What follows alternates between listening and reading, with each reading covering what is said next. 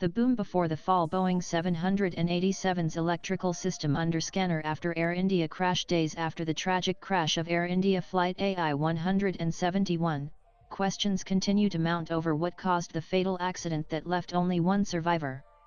While some experts are examining the possibility of failure in one or both engines, several senior pilots now suspect an electrical system malfunction, adding a new layer to the ongoing investigation. The Boeing 787 is a more electric aircraft, relying on electrical systems rather than traditional hydraulic and pneumatic ones to reduce weight and improve fuel efficiency.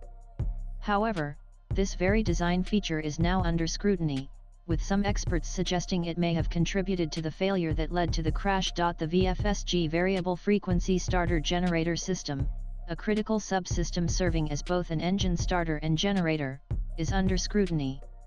Experts suspect that the boom sound heard during the flight may be linked to a malfunction in the electrical system, potentially causing an excessive or complete cut-off in electric supply to the engines.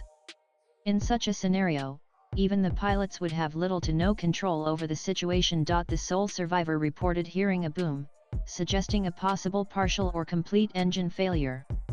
However, modern aircraft like the Boeing 787 should not crash due to the failure of just one engine, prompting further investigation into whether both engines failed. Delving into the history of dual-engine flight crashes, only 7 such instances have been recorded, mostly due to bird strikes, incorrect engine shutdowns, or fuel issues. The possibility of a bird strike has been ruled out in this case. Questions remain about whether the crash resulted from an incorrect engine shutdown or a fuel problem. Nanan, a senior B787 pilot, said, "The boom sound indicates an engine shutdown, but why did the plane descend so rapidly? Could it be that the pilots mistakenly shut down the right engine?" Many pilots believe that during the first 400 feet of takeoff, the crew focuses mainly on assessing the situation. Since the fuel cutoff process takes time, the accident likely occurred before any such action was possible. Some pilots have also suggested that the crew may have made an error due to the startle effect, such as retracting the flaps instead of the landing gear. However, if even one engine was functioning, the aircraft should have been capable of returning safely. Nanan experts are also examining the VFSG variable frequency starter generator system, which not only starts the engine but also supplies the main electrical power during flight.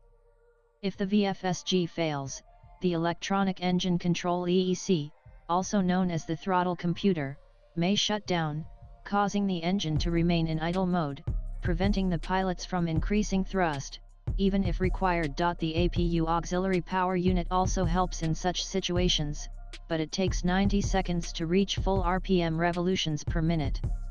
According to experts, the entire AI-171 crash unfolded in just 32 seconds, making it impossible to rely on the APU. DGCA's initial safety directives also indicate that there was a problem in the aircraft's electrical system, which affected engine responsiveness. Some experts are also talking about the possible deployment of the RAT-RAM air turbine, a small turbine that provides power in case of emergency.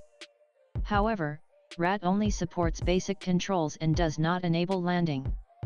Pictures of a black patch have also surfaced, which is being linked to the deployment of the RAT. Swipe left for next video. Air safety expert Captain Amit Singh blamed overloading for the tragedy.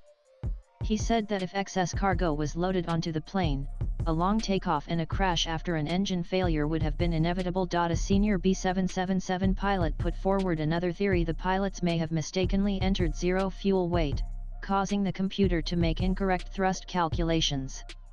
As a result, the takeoff thrust was insufficient, and the plane failed to climb properly. Latest blogs.